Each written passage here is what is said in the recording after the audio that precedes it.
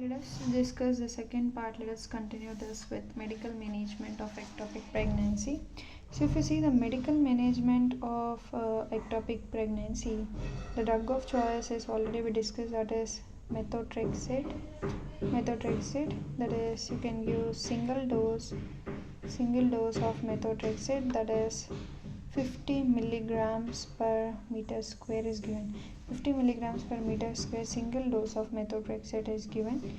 On the day 1, we need to check beta HCG of patient. That is, you can give injection of methotrexate IM on intramuscularly on the day 1. On the day 4, on the day 1 we'll check the beta HCG, and according to that we'll give the injection of methotrexate intramuscularly. Okay. On the day 4 we'll repeat the beta HCG, and even on day 7 we'll repeat the beta HCG. If there is fall in beta HCG less than or equal to 15%, then the medical management is successful. So, if the how you will say the medical management is successful in the case of ectopic pregnancy is when the beta HCG either it will fall on day 4 or day 7, it will fall, then you can say that is less than 15%. If the beta HCG value is less than 15%, then you can say the medical management is successful. Okay. So, if fall is less than 15% either between day 4 and day 7, repeat the methotrexate injection. Okay. Again we will repeat the injection. Okay.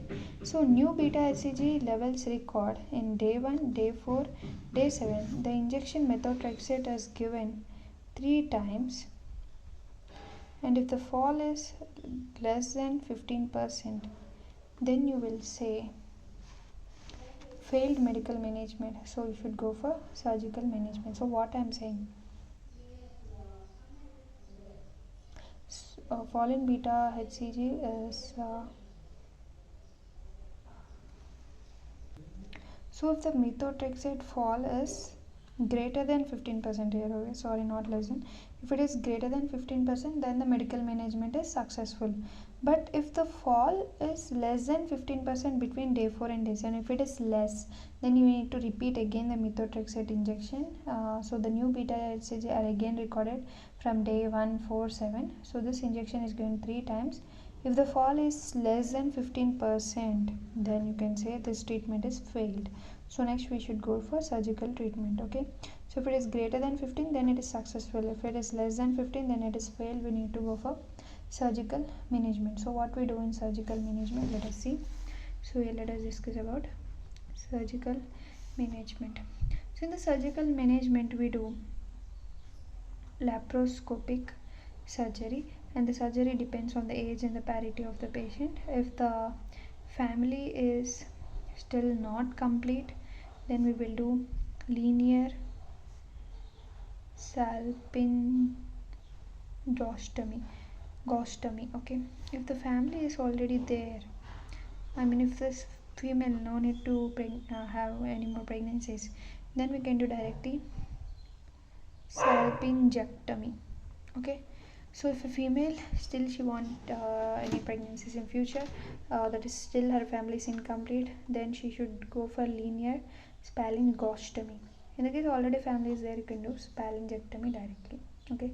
So in the linear spalingostomy, what we do is we only remove the, for example, this is a fallopian tube, here you have ectopic pregnancy.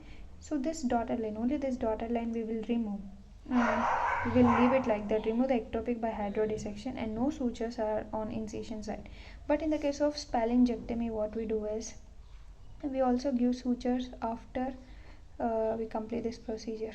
Okay, so that we do in spalingectomy. So now coming to other sides of ectopic pregnancy, cervical ectopic pregnancy, the criteria for diagnosis is Pahl-Mann criteria, and you have Rubin criteria. And is coming to abdominal ectopic. For this the criteria is Stutty-Ford criteria.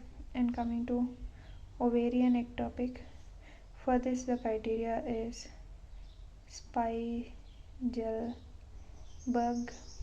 criteria. So these criteria are important. Now let us see what are the indications of salpingectomy. The indications are there is ruptured ectopic.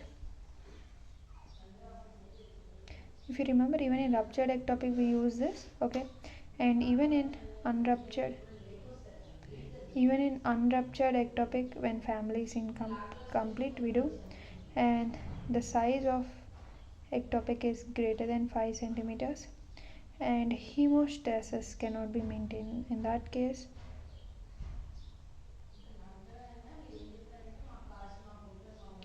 next you have heterotopic. In the case of heterotopic pregnancy, earlier incidence of this is 1 in 30,000, but now the incidence is increased due to in vitro fertilization, that now in these days there is 1 in 3,000 pregnancies. Okay, we can see this. So what is the management of SOIs?